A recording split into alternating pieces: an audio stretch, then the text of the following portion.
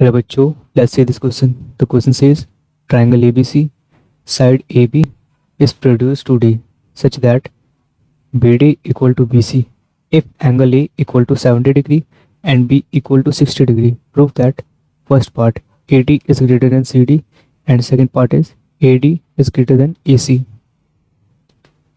So first part के लिए हमें क्या करना पड़ेगा, हमें एंगल सी की वैल्यू और एंगल ए की वैल्यू हमें ऑलरेडी गिवन है क्वेश्चन में, एंगल सी की वैल्यू हमें निकालनी पड़ेगी.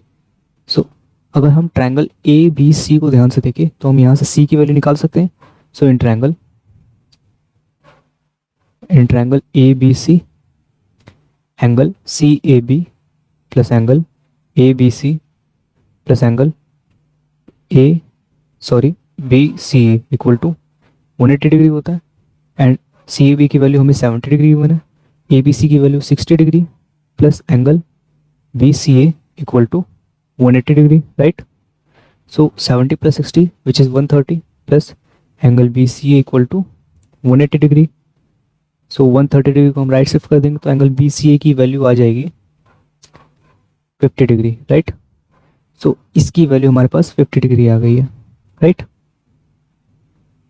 50 डिग्री. अगर हम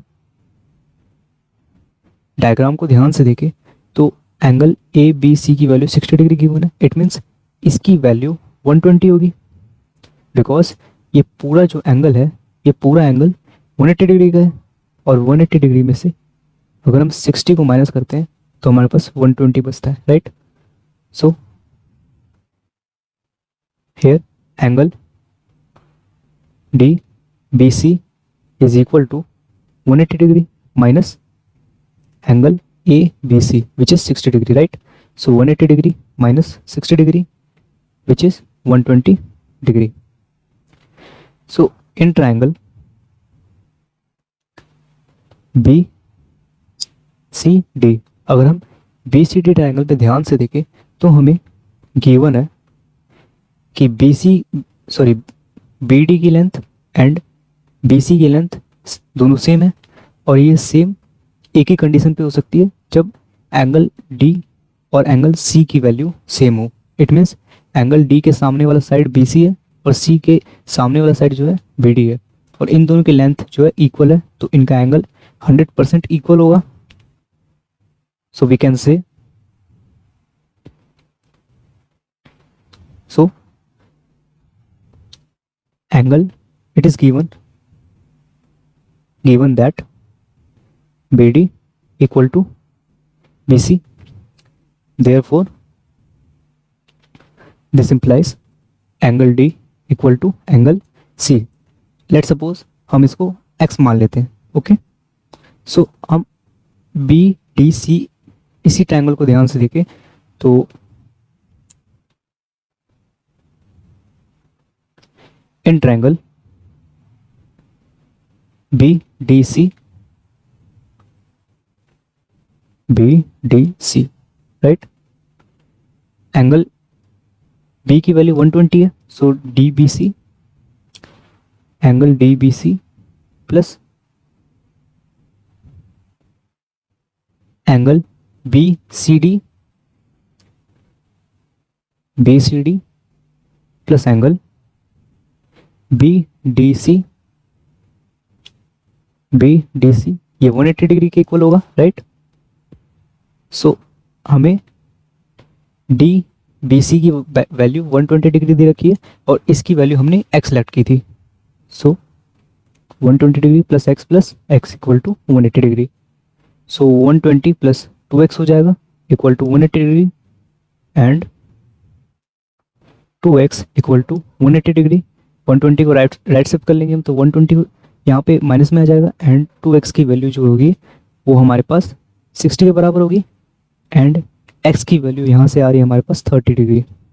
hence it means angle B D C equal to angle be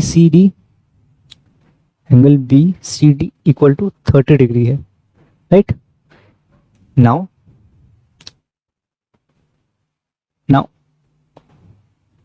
the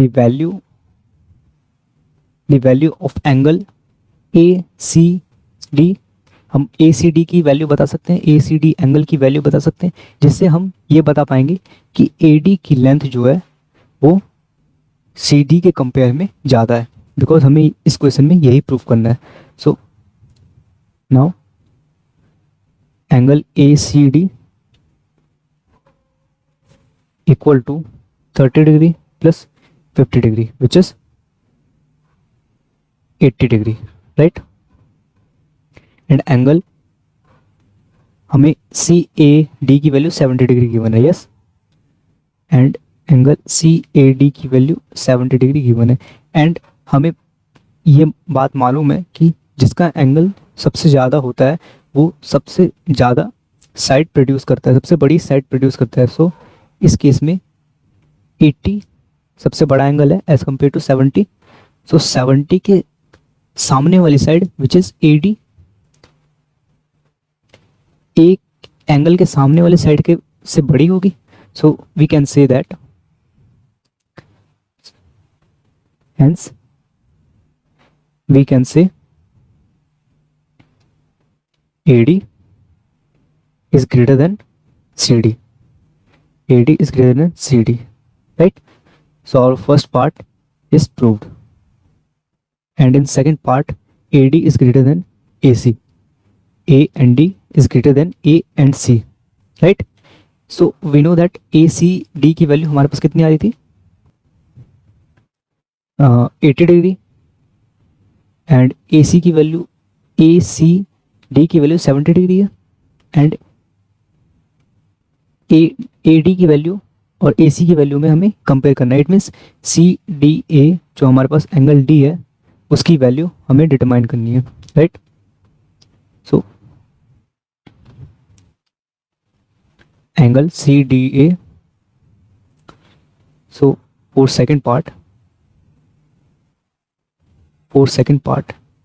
angle CDA is equal to 30 degree, right. And ACD की वैल्यू हमने आगे निकाल रखी है. ACD की वैल्यू हमारे पास कितनी आ रही है, हमारे पास 80 आ रही है, and angle ACD is 80 degree. इन दोनों में से सबसे बड़ा एंगल हमें ACD का दिख रहा है. इट मीन्स दैट ACD के सामने वाला जो साइड होगा वो CDA के सामने वाले की साइड से बड़ा होगा. सो वी कैन से